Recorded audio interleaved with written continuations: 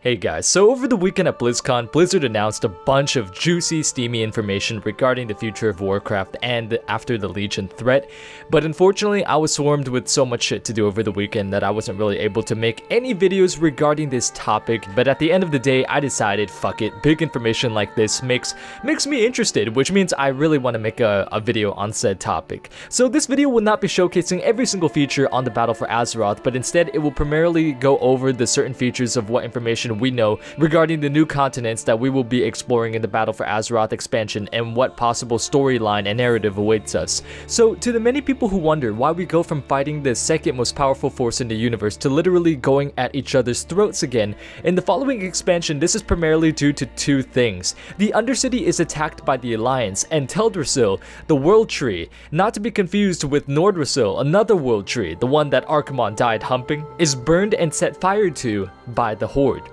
Now, as of this point right now, we do not know who exactly took the first provoking action, who exactly fired the first shot. What we do know, however, are that both of these instances are an extreme act of war, rivaling that of even when Garrosh marched his troops across Kalimdor and bombed Theramore with. This has caused tensions to escalate to a huge low, which then results to the main focal point so far being the Horde and Alliance conflict in a new upcoming expansion, which, as Jaina says, is a world at war.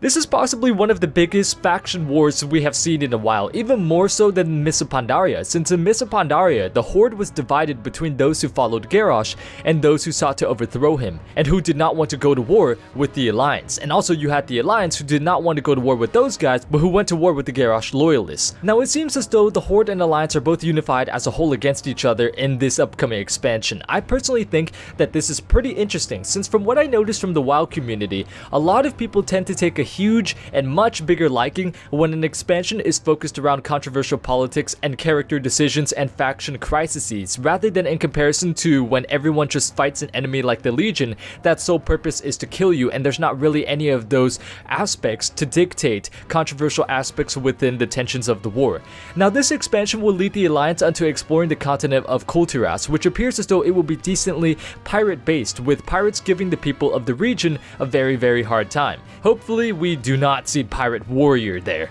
Now this island will have 3 regions, with Tiragard Sound being ruled over by House Proudmoore, specifically by Jaina's mother. Now this is pretty surprising because I expected her brother to be the one in charge, since her mother, well, there hasn't really been too much information about her up until this point, but we'll just see if her brother is going to play a big part as well. This is also where the Alliance hub will be, a safe city in the new islands, which appears to be pretty decently sized, especially for a faction-specific major city, considering that since it's a faction-specific major city, there's going to be 2 of these hubs, one for Alliance and one for Horde. Now a major issue plaguing the Alliance and the residents of Kul'Tiras at the moment is that the peoples of the neighboring regions of Drustvar is tasked with delivering armaments and war supplies to the Alliance front. However, they have recently stopped sending their supplies and communications have gone dark. This will lead to Alliance players to investigate the lands to find that there are lingering threats that are assaulting the residents of the land, and this continent in particular appears to be really diverse in its theme. On one end you have lands that look like Stormheim, while on the other end you have the dark gloomy atmosphere which shares that of Darkshire and Duskwood.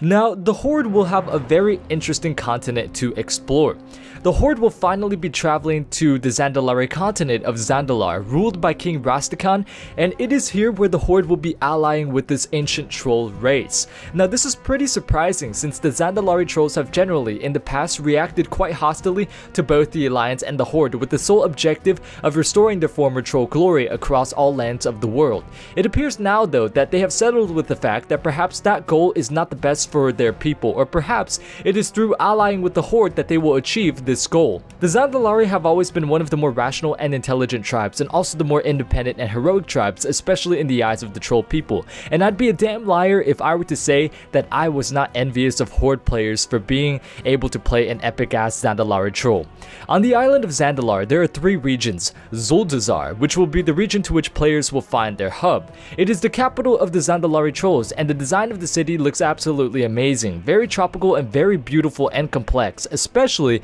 for troll standards, where their structures usually are very more primitive looking, especially when you compare it to Zul'Farrak, Zul'Gurub, and Zul'Aman. Like the Kul'Tiras residents who have their troubles with pirates and spirits, the Zandalari trolls also have their variety of issues. The first major one appears to be that an internal uprising is brewing, most likely due to the fact that Rastakhan and the Zandalari trolls have allowed the Horde access and entry into their lands willingly. And the second threat is in the zone of Nazmir, where the blood trolls, who from what information I have seen so far, do not worship Hakar the blood god, but rather worship another blood god named Gun, who was apparently created by the Titans when the Titans were trying to deal with the old god epidemic in primordial Azeroth. Through some unintentional experiment created by the Titans, this blood god was created, and the blood trolls who worship him are a big threat to the Zandalari continent. Unlike the Zandalari, however, these trolls are very primitive, since Gun and his subjects do not require the aid of technology, but seem to rely heavily on blood magic alone. Gun is stated to be locked in the Forsaken Titan research facility known as Uldir, and by Forsaken I don't mean undead Forsaken, I mean that it's just been abandoned, which will also be an upcoming raid as well. The final zone of Zandalari are the deserts of Vol'dun, which is described to be a hellish barren wasteland that was rendered that way when the Akir and the Old Gods attacked the lands eons ago. It is here where Horde players will befriend a race known as the Vulpira, a race of foxes, but where they will also fight the Sethrak, a race of snake people. Mainly, this desert serves to the Zandalari people in a place where they can exile their criminals and basically sentence them to death, unless for some reason they become insanely lucky and manage to make it out of that barren wasteland. To conclude this video, however, it has also been briefly stated that Anduin, Sylvanas, Jaina, and Thrall will have pretty substantial storylines going into this expansion. Anduin and Sylvanas, you can pretty much make that guess from the Battle of Azeroth cinematic that we've seen, what with Anduin finally